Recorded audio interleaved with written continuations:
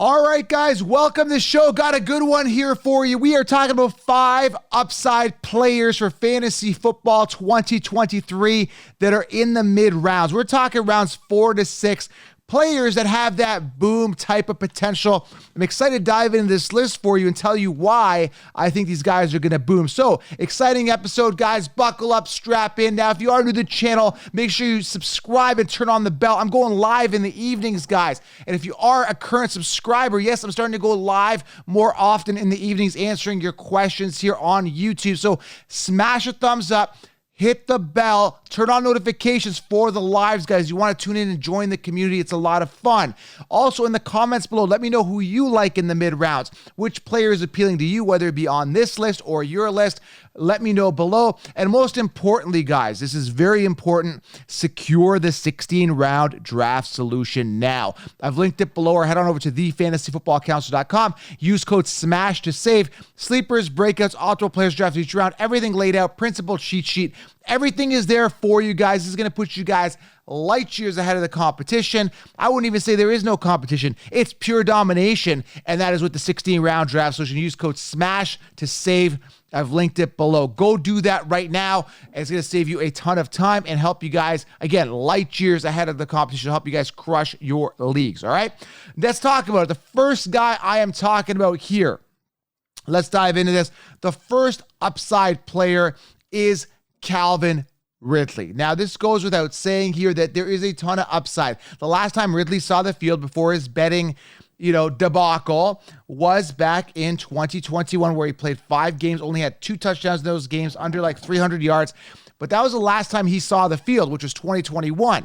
So prior to that, where he actually had a full year, he actually crushed it. He had a good year in 2020, 1,374 yards, 9 touchdowns on 90 receptions. This guy was a touchdown guy. Getting those 9 touchdowns, good red zone target, getting it done with the receiving, the yards after catch looked good. He was a top 5 receiver in 2020, and now he gets an upgrade at quarterback. And this is what I love. I love Trevor Lawrence this year, which we'll talk about in a second. I love the opportunity there with Jacksonville. They've got Kirk there, but Kirk is a good complementary receiver. Tried to be a wide receiver one last year, did an okay job in certain games, but really is a true one here potentially with a young Trevor Lawrence, hungry young offense. I'm excited, looking for a bounce back year for a guy who was sidelined last year for betting, or pretty much out for 2 years. Now he's back. Again, that's the only question mark is like, how well will he do coming back, right? And you're not paying huge price. You're paying rounds 4 to 6 if he falls. Typically round 5 is kind of like the average. He's 46th overall right now on the consensus, on the consensus ranking. So some value here. You get a potential wide receiver 1 with major upside in those mid rounds. Like, you don't have to spend a top 1, 2, 3 pick, 3-round pick, and you're still getting a wide receiver. And this is why I say there is a ton of depth at wide receiver where you can get that value, right, in mid rounds or even later. So Calvin Ridley is an upside. Let me know what you guys think. Calvin Ridley, do you like him? Do you see the upside, or am I talking crazy here? Number 2 here. Let's just get right into it and talk about it, because we just talked about him, is Trevor Lawrence. Let's complement it, because I wanted to dive into more about Trevor Lawrence in the Ridley talk, but let's talk about Lawrence right now. He is coming off 74th overall, okay, on the consensus, on the consensus rankings. These guys just copy and paste rankings. They lay stuff out. They don't know what they're doing. That's why 16 rounds is a game changer. Trevor Lawrence can easily be a top 3 to 5 quarterback this year. Finished 7th last year. His touchdown interception ratio, not bad. 25 touchdowns to 8. Again, not bad. 7th in attempts, which I really like, with 584. So he airs the ball out, right? So Ridley's going to get a lot of volume there, okay? And, here's what I love. Again, it's the youth, right? It's the up and coming. It's the potential to really boom. And that's what this guy has. It's the boom upside, right? But Trevor Lawrence last year really showed us that he could do it. He's finally into his groove. He gets now a real weapon in Ridley. They've got Tank Bigsby and they got ATN. They've got other options there. I'm excited. I can get this guy in round 6 or maybe even after if he falls, okay? Now, in a 2-quarterback league, Superflex obviously coming off earlier, but you're going to get Allen, Hurts, Mahomes, and, guys like that coming off early, maybe even Justin Fields coming off before Lawrence. But I love him. I absolutely love, Lawrence. He's not a pure rusher like some of these rookie quarterbacks coming in. But he's got a good balance. Like, he can rush it in for a touchdown if he needs to. He's a good pocket passer. He gets it done in the air. I just love the dynamic playability of Trevor Lawrence. And again, I get him in round 6. So boom upside. Anchor your team with today's quarterback. He's one of them I recommend. Love Trevor Lawrence. Okay. Number 3 here. Let's keep ripping through this. Again, smash the thumbs up. It really helps the channel. Smash the thumbs up and drop a comment. Who do you really like? Okay. Number 3, Treylon Burks, 81 overall right now. Okay. We're talking about potentially getting a wide receiver. You are getting a wide receiver one on his team. And you're getting him in around 6 to 7. Okay. Now he finished 78th amongst wide receivers last year. Not the greatest, only 33 receptions for 444 yards and a touchdown. But this guy was drafted in the first round. The Titans did not acquire anybody else. They believe in Treylon Burks. Okay. Now it's supposed to be Tannehill to start off the season, but eventually Will Levis may get the start, and he could have been the steal of the draft, right? So we don't know exactly how this is going to pan out based on the quarterback situation, based on his, I would say lackluster performance, last year, because again, didn't really get to the groove, didn't really get it going. The offense was trying to figure itself out, Tannehill on the decline. A lot of things, happened last year that weren't going in the favor of Treylon Burks. Now he's integrated. He's set to go in, predicated that, the right quarterback gets into play and they're sinking. And, he is the wide receiver one. And again, round 6 to 7, you're getting a potential wide receiver one with some major upside. I mean, why not? Treylon Burks, okay? Number 4 here. I like this guy a lot. Tons of upside. Now, he finished last year 31st amongst wide receivers. The guy I'm talking about is Drake London. Round 5 pick, typically on average based on ADP right now, 61 overall on overall rankings, not amongst wide receivers, but overall rankings. Drake London has the opportunity to really shine. Another first-round pick last year by the Falcons, who have now beefed up their entire offense. Desmond Ridder got a little bit of a groove going with him last year near the end of the season.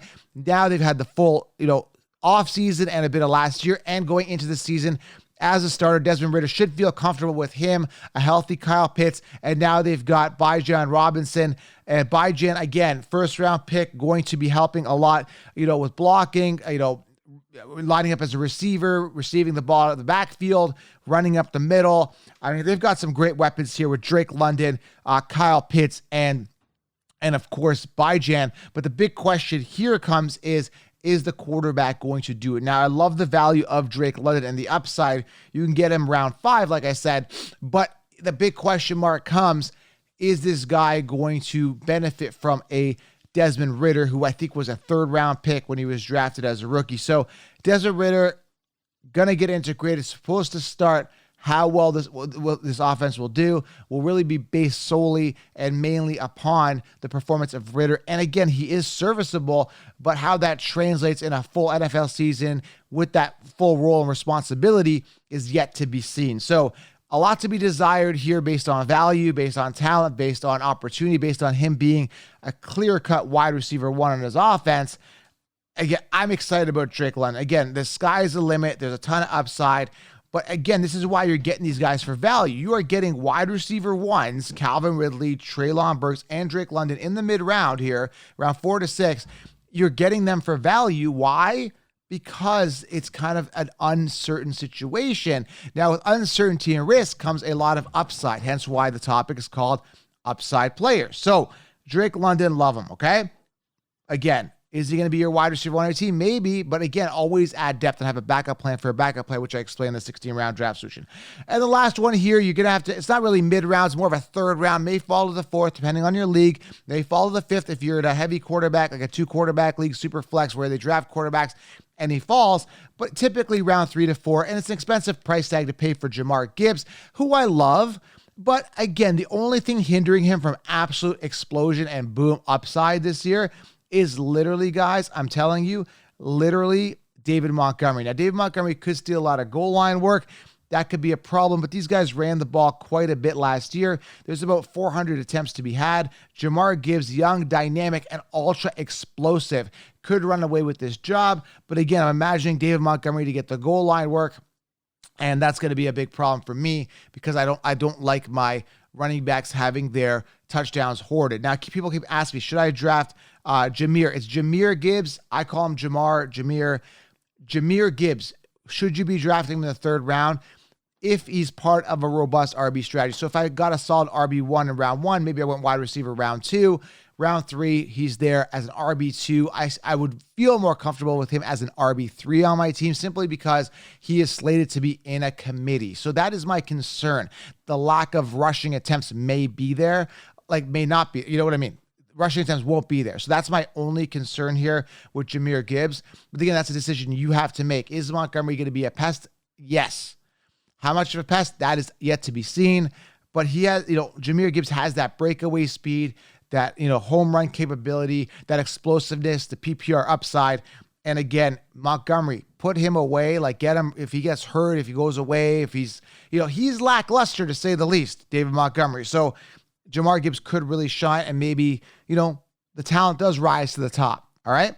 So 5 boom upside players here for you guys in the mid rounds. I wanted to, emphasize, rounds 4 to 6, who's kind of in there that you can get that has that boom upside. These are just 5. Again, if you want the full list, everybody, sleepers, breakouts, optimal players drafted in each round, inside information, mock drafts, everything laid out on a silver platter, on a cheat sheet for you that gets updated up until the season starts. Secure the 16-round draft. So right now, use code SMASH. All right, guys, I'm out. Big surprises coming this year. We are just getting ramped up here for the 2023 season.